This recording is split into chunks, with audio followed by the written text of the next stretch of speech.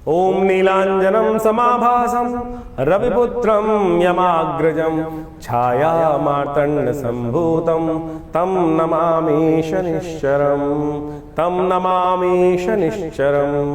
नमस्कार, स्वागत है आपका आचार्यवाणी में। मैं आचार्य डॉक्टर विक्रमादित्य आपके साथ हूं और आज का विषय है वृषभ राशि वालों के लिए ग्रहों का योगायोग किस प्रकार का रहेगा। वृषभ राशि वालों के लिए दृष्टिकोण से समझ लेना चाहिए कि शनि महाराज इस वक्त बड़े विचित्र योगा योग के साथ आपकी राशि में बैठे हुए हैं और बहुत अच्छे स्थिति में आपकी राशि में लाभ देने की स्थिति में बैठे हैं, अपने बहुत शुभ स्थान में बैठे हैं। लेकिन बड़ी विचित्र स्थिति में यह है कि शनि महाराज की जो पदार्पण हुआ है वो हुआ है बृहस्पति की राशि में। फिर वो वक्री स्थिति में रहेंगे। वक्र स्थिति में जाकर ग्रह और ताकत में हो जाता है। लेकिन जब ताकत में ग्रह आता है तो कई बार क्या होता है, जो भी किसी के व्यक्ति की ताकत आती है तो वो केवल अपने ही सोच में काम करता है, अपने ही बुद्धि के अनुसार से कार्य करता है, अपने ही विवेक के अनुसार से। बृहस्पति की राशि में जाकर शनि वैसे ही अड़ियल बहुत स्वभाव के हैं। शनि बृहस्पति का संबंध बहुत अच्छा नहीं माना जाता, द्वंद्वात्मक स्थिति उत्पन्न करते हैं। और लेकिन इस 4 महीने के रास्ते में शनि के द्वंद्व कई प्रकार के रहने वाले हैं। एक तो मंगल के साथ उनका लगातार झगड़ा चलेगा। आरंभ काल में जब शनि वक्री हुए हैं तब वो षडाष्टक योग बना के बैठे हुए मंगल के साथ। जुलाई के अंत में आते आते शनि के साथ मंगल का समसप्तक योग बन जाएगा। सितंबर खत्म होते होते शनि मंगल का विशेष तौर पर षडाष्टक योग बनकर फिर तैयार हो जाएगा। तो ये सारा का सारा दौर कहीं ना कहीं विश्व शांति की तरफ भी जाएगा। और साथ साथ शनि आपकी राशि के दृष्टिकोण से जितना शुभ करना चाहते, वृषभ लग्न में वृषभ राशि में इस वक्त ग्रहों का योगायोग बहुत शुभ होकर बैठा हुआ है। बृहस्पति महाराज जिस दौर से चल रहे हैं वो कहीं ना कहीं अभी अस्त थे, अब उदय होकर लाभ के रास्ते खोलते दिखाई दे रहे हैं। और ये ग्रहों का योग बड़ा एक विशेष योग बनता दिखाई दे रहा है। लेकिन शनि महाराज को अड़ियलपना जो है उसको रोकना पड़ेगा। तो जहां भी अड़ियल बुद्धि भाव में शनि की दृष्टि पड़ रही है, आपकी राशि के दृष्टिकोण से देखें तो शनि 7वें भाव को देख रहा है, तृतीय भाव को देख रहा है, लग्न को भी देख रहा है आपकी राशि के दृष्टिकोण से। और साथ साथ आपकी राशि के दृष्टिकोण से वो आपके एक जगह पे स्थिर भी नहीं रहने का, लगातार कहीं ना कहीं इधर उधर स्थिति उत्पन्न कर सकता है, भ्रमात्मक स्थिति उत्पन्न कर सकता है, एक जगह स्थिर भाव से बैठने नहीं देगा। तो ऐसे में स्थिरता से काम करने की जरूरत है आपकी राशि के दृष्टिकोण से। जितना स्थिर योग कारक है आपकी कुंडली में शनि महाराज, अशुभ नहीं है। वृषभ लग्न वालों की, वृषभ राशि वालों की कुंडली में शनि महाराज योग कारक हो जाते हैं, शुभ ग्रह बन जाते हैं। लेकिन इस वक्त वक्र स्थिति में आने के कारण से उनका लगातार भ्रम की स्थिति उत्पन्न हो सकती है। स्थिर भाव से बैठना पड़ेगा, तब जाकर ये ग्रह आपकी राशि के दृष्टिकोण से लाभ के योग आपके लिए बन सकते हैं। तो आपको समझना पड़ेगा इस वक्त शनि का लाभ लेने के लिए आपको खासतौर पर एक जगह स्थिर भाव से बैठकर कार्य करने की जरूरत है। हनुमान जी की सुंदर उपासना करें, क्योंकि शनि मंगल का टकराव लगातार चलेगा। तो हनुमान जी का ध्यान करें, जितना हनुमान जी का पूजन करेंगे उतना अच्छा रहेगा। शनि महाराज बृहस्पति की राशि में ही बैठे हैं, तो ऐसे में कोशिश ये करें लगातार कुछ खास उपाय करने का प्रयास करें।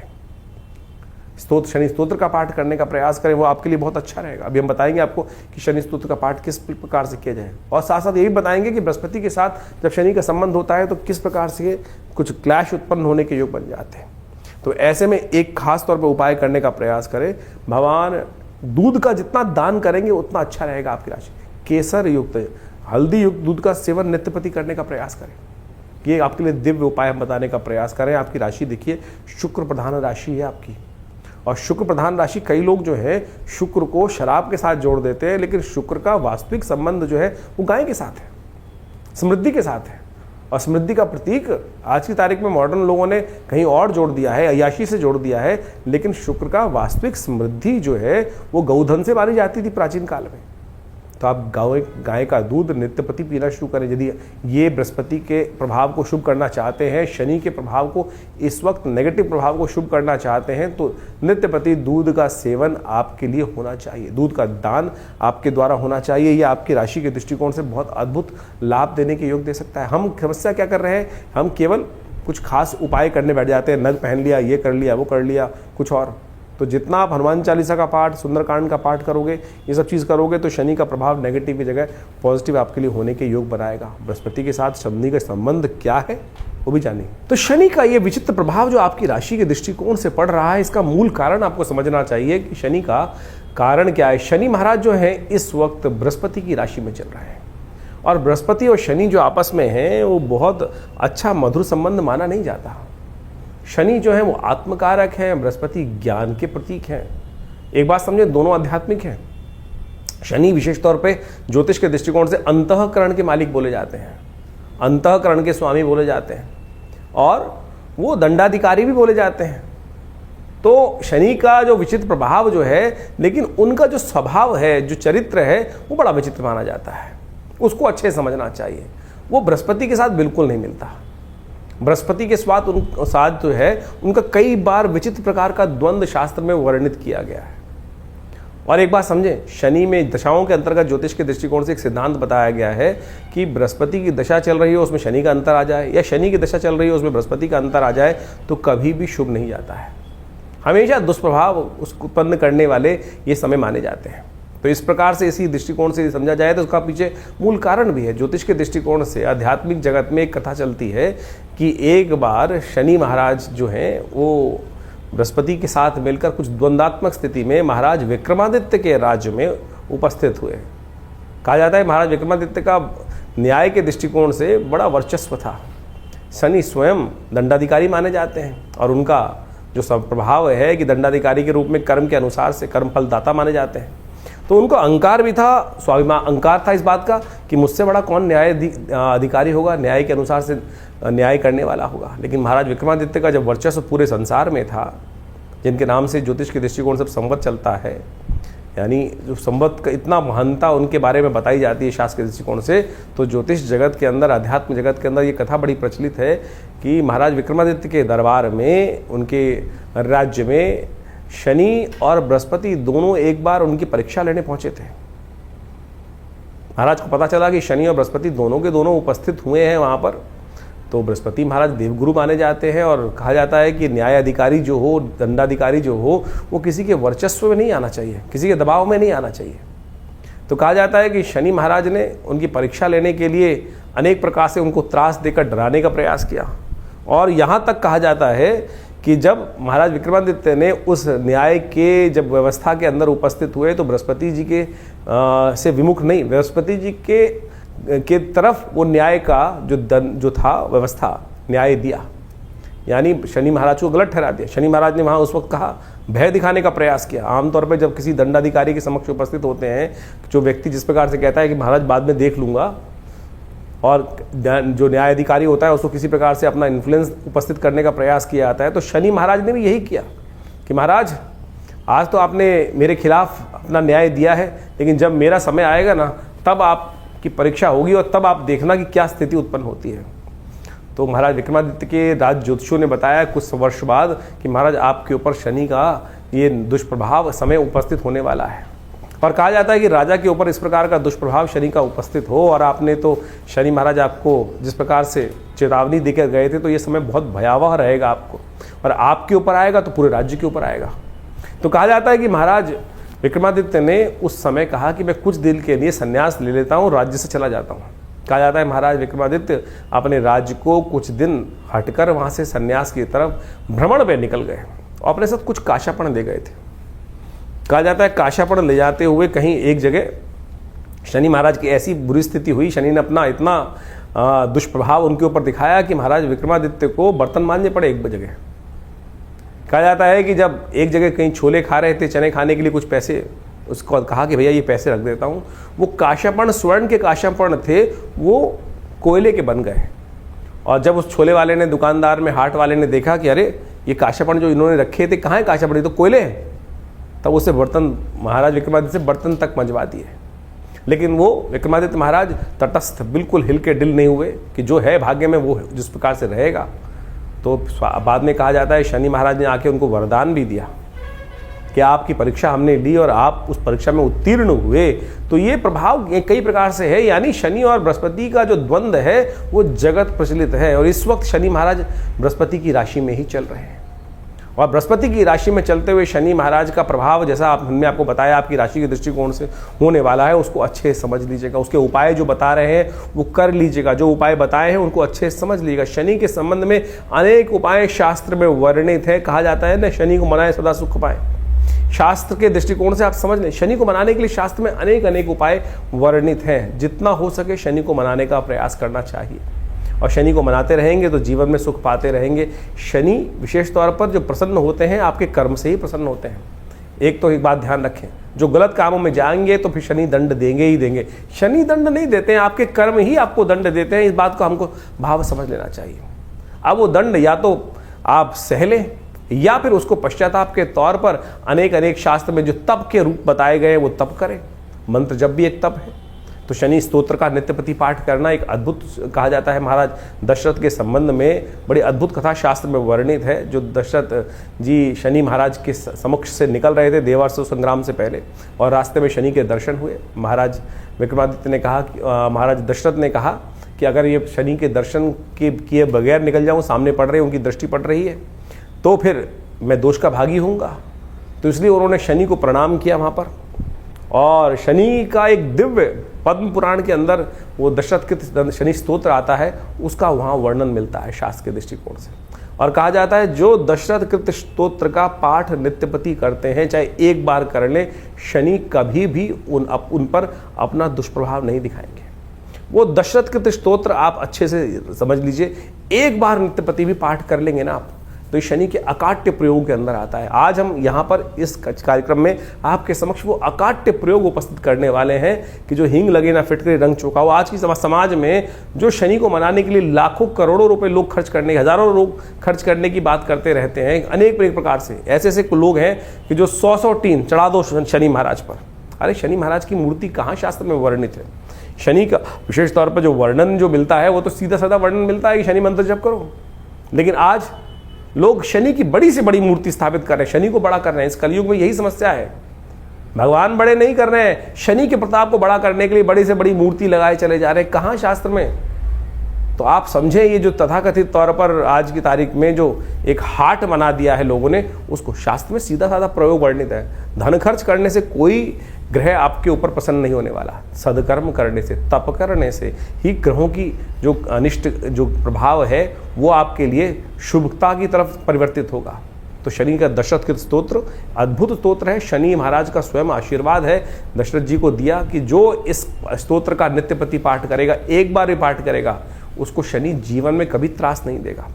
शनि स्तोत्र इस प्रकार से पद्म पुराण में कहा गया है। ओम नमः कृष्णाय नीलाय शितिकंठ निभाय च, नमः कालाग्निरूपाय कृतांताय च वै नमः। नमो निर्मांसदेहाय दीर्घशंशुजटाय च, नमो विशाल नेत्राय शुष्कोदरभयाकृते, नमः पुष्कलगात्राय स्थूलरोमणे अथ वै नमः। नमो दीर्घाय शुष्काय कालं द्रष्ट नमोस्तुते, नमस्ते कोटराक्षाय दुर्निरीक्षाय वै नमः। नमो घोराय रौद्राय भीषणाय कपालिने, नमस्ते सर्वभक्षाय बलिमुख नमोस्तुते। सूर्यपुत्र नमस्तेस्तु भास्करे भयदाय च, अधो दृष्टे नमस्तेस्तु संवर्तक नमोस्तुते। नमो मंदगते तुभ्यं नृशंसाय नमोस्तुते। तपसा दग्धदेहाय नित्यं योगरताय च, नमो नित्यं क्षुधार्ताय अतृप्ताय च वै नमः। ज्ञानचक्षु नमस्तेस्तु कश्यपात्मजसूनवे, तुष्टो ददासि वै राज्यं रुष्टो हरसि तत्क्षणात्। देवासुरमनुष्याश्च सिद्धिविद्याधरोरगा, त्वया विलोकिता सर्वे नाशं यान्ति समूलता। प्रसादा कुरु मे देववराहोऽहम् उपागता, एवं स्तुतदा सौरिग्रहराजो महाबला। ये पद्म पुराण के अंदर वर्णित दिव्य शनि स्तोत्र है। इसका यदि एक बार भी पाठ नित्यप्रति श्रवण भी कर लेंगे ना, तो शनि का कैसा दुष्प्रभाव, शनि की कैसी ढैया, शनि का कैसी साढ़े साती, शनि की कैसी अशुभ दशा, वो सब के सब शुभ होने की तरफ चली जाएगी। ये अद्भुत प्रयोग है, शास्त्र में वर्णित है। इसको जितना भी रूप में हम करने का प्रयास करें तो ये 4 महीने विशेष तौर पर अवश्य इनका पाठ करने का प्रयास करें। शनि के दिव्य स्तोत्र के पाठ करने से आपके जो अनिष्ट शनि का जो दुष्प्रभाव है वो जीवन में किसी प्रकार भी नहीं होगा। देखिए इस प्रकार समझें इसको कि बारिश हो रही है, बारिश हो रही है, बारिश को कोई नहीं रोक सकता, लेकिन आप छाता ले सकते हैं, आप अपनी गाड़ी बढ़िया बना सकते हैं, उसके अंदर बैठ सकते हैं। ये आपका कर्म है कि जिसने कर्म किया छाता लेने का, वो छाता ले लिया, सीधा आपके सिर पे पानी नहीं पड़ा। जिसने बढ़िया गाड़ी मेहनत करी और कर्म अच्छा किया, गाड़ी ले ली, और अच्छा कर्म किया तो बहुत बढ़िया और व्यवस्था बना ली। तो यानी बारिश तो हो रही है संसार में, लेकिन हम अपनी रक्षा कर सकते हैं। तो ये सिद्धांत आप समझें कि हम अपनी रक्षा करने के लिए बहुत सारे प्रयोग कर सकते हैं। लेकिन आज लगे हैं लोग अंगूठियां खरीदने में, एक के बाद एक नीलम, इतना नीलम कहाँ निकल रहा है भैया? नीलम बिल्कुल चमत्कारी है, कोई दिक्कत नहीं है, नीलम का प्रभाव अद्भुत है, लेकिन क्या इतना नीलम संसार में निकल रहा है कि जितना बाजार में बिक रहा है? हम पत्थर का विरोध नहीं कर रहे हैं, पत्थर रत्न शास्त्र में वर्णित है और बिल्कुल अद्भुत रूप से चमत्कारिक चीजें उपस्थित करते हैं, लेकिन क्या इतना नीलम बिक रहा है? नीलम की पहचान शास्त्र में जो बताई गई है कि आप उसको दूध मिले जल में डाल दीजिए, दूध अलग कर देगा, जहर अलग कर देगा, तो जहर को भी अलग कर सकता है, यानी इतना ज्यादा वर्ड उसका प्रभाव हो जाता है। तो ये सोचे क्या वो आज अगर फिर कोई तथाकथित तौर पे कहेगा कि वो तो असली नीलम होगा, तो यानी जो आप पहन रहे हैं वो तो नकली है, तो क्यों पैसे खर्च कर रहे हो? क्यों आज संसार के समक्ष जाकर सुनारों को या किसी प्रकार से भी जो कल्चर्ड चीज़ें हैं और जो केवल क्रिस्टल के रूप में बनी हुई हैं उसको आप पहन कर केवल अपने मन को, भाव को जगाने के लिए, मन को संतुष्टि देने के लिए कि भाई हाँ नहीं मैंने नीलम पहन रखा है? अरे कुछ नहीं करेगा। ये स्तोत्र का पाठ करें। देखिए शनि का इसके बाद एक अद्भुत, यही अगर चलिए दिक्कत है, बहुत सारे लोग बोलेंगे संस्कृत बोलने में दिक्कत है, तो कोई बात नहीं, तुलसी बाबा के कृत हनुमान चालीसा, हनुमान जी को स्वयं शनि महाराज ने वरदान दिया। कथाएं आपको मालूम है, जब हनुमान जी को रावण की लंका से शनि को हनुमान जी ने मुक्त किया, तब क्या किया था? शनि ने वरदान दिया था हनुमान जी को, जो आपके भक्त रहेंगे तो उन पर कोई कष्ट नहीं दूंगा। तो हनुमान जी को चोला चढ़ा दो। हनुमान जी को हर शनिवार को जाकर हनुमान जी के मंदिर में सिंदूर में चमेली का तेल मिलाया और पीपल के पत्तों की माला लेकर हनुमान जी को पहना दी, एक दिया वहां चला दिया, हनुमान चालीसा का पाठ कर लिया, हनुमान जी के मंत्र का जप कर लिया। हनुमान तो चालीसा तो स्वयं सापर मंत्र है, सिद्ध मंत्र है, जो शतबार पाठ, आप समस्या क्या है कि कैसे पाठ कर कल्याण करेगा? हनुमान जी ने कहा जय जय जय हनुमान गुरुदेव कृपा करो गुरुदेव की नहीं, जय जय जय हनुमान गोसाई कृपा करो गुरुदेव की नहीं। तो अगली लाइन में क्या बोला गया? जो शतबार पाठ पढ़ जोई छूटे बंद मासु कोई। तो करो ना, सीधा सिद्धांत बताया गया है, तो क्यों नहीं होगा कष्ट निवारण का? लेकिन हम करना नहीं चाहते, हम आलसी हो गए, इस कारण से हमारी समस्याएं जीवन में चलती रहती हैं। तो इसलिए कोशिश ये करें इन समस्त चीज़ों को करने का प्रयास करें। शनि का मंत्र है दिव्य मंत्र, शास्त्रोक्त मंत्र है, तंत्रोक्त जो मंत्र बताया गया है, ओम प्रांग प्रींग प्रोंग से शनिश्चराय नमः, इसका मंत्र का जप कर लो। इसी तरह से पाठ है, कोई दिक्कत नहीं है। हमने आश्रम में, विवेकानंद योगाश्रम में व्यवस्था बनाई है कि हर रविवार को सुबह 8 से 10 बजे तक जो यज्ञ चलता है, भंडारा होता है, उसके बाद उसमें व्यवस्था है कि आप आइए, उस यज्ञ में बैठिए और कोई चार्जेस नहीं है, कोई चार्ज नहीं लिए जाते। आप आएंगे, बैठेंगे, यज्ञ करेंगे। बहुत सारे लोग अपने नाम से भी कराते हैं, सब चीज़ करते हैं। शनि स्तोत्र का यज्ञ कराते हैं, नवग्रहों के मंत्रों का यज्ञ कराते हैं, समस्त मंत्र, वैदिक मंत्र बहुत सारे हैं, उन सबकी व्यवस्था आश्रम पे समय समय पर चलती रहती है। तो आप बिल्कुल इस बात का भाव का ध्यान रखिए। ये मंत्र जो अब हमने रास्ते बताए हैं आपको, ये अद्भुत रूप से इनका प्रयोग करने का प्रयास कीजिए और बिल्कुल देखिएगा शनि का नेगेटिव प्रभाव बिल्कुल। लेकिन हाँ, अगर रास्ता ही आपने गलत पकड़ लिया, कई बार आप समझे, अगर आप किसी को बुखार है, पैरासीटामोल देनी है किसी को, लेकिन पैरासीटामोल की जगह कोई आपको प्लेन वाइट पिल दवाई सफ़ेद गोली बना के दे दे और फिर कहे कि भैया पैरासीटामोल बुखार नहीं उतार रही, क्रोसिन बुखार नहीं उतार रही, तो किसकी गलती होगी? कि आपने चेक किया नहीं किया, कंपनी की दवाई असली थी कि नहीं थी, उसमें वो सॉल्ट था कि नहीं था? तो जो आपने नग पहन रखा है या कुछ और आपने जो उपाय कर रखे हैं, क्या वो शास्त्र विधि के अनुसार से ठीक भी हैं, सही पद्धति से बनाए गए हैं? जो नग आपने धारण कर रखा है, क्या उसको सही मंत्रों से सिद्ध किया गया है? ऐसे आप मूर्ति, भगवान की मूर्ति लाके रखते हैं, केवल दर्शन के लिए मूर्ति रखते हैं या प्रतिष्ठित मूर्ति रखते हैं? रत्न तो आप धारण करते हैं, तो उसको सही प्रतिष्ठित है कि नहीं रत्न, वो उसको प्रतिष्ठित किया गया है कि नहीं किया गया? फिर आप रत्न 24 घंटे पहने रहते हैं, हाथ पवित्र भी हुए अपवित्र भी हुए, किसी की मरण शौच में चले गए, किसी की जन्म शौच में चले गए, तो रत्न का तो प्रभाव निष्क्रिय हो गया।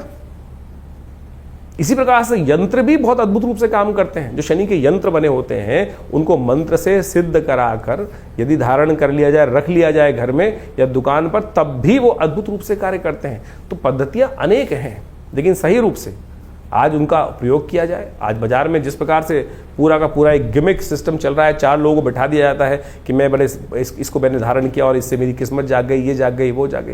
अरे शास्त्र में वर्णित है जो तरीका, उसको करने का प्रयास करें। शास्त्र में भगवान के द्वारा विदित जो चीज़ें हैं, गुरुओं के द्वारा जो विदित चीज़ें हैं, उनको समझने का प्रयास करें। टीवी पर आके तो लोग पता नहीं किस किस प्रकार से, किस कारण से, कौन से पैसे लेकर क्या बोल देते हैं, वो हम सबको समझ में आना चाहिए।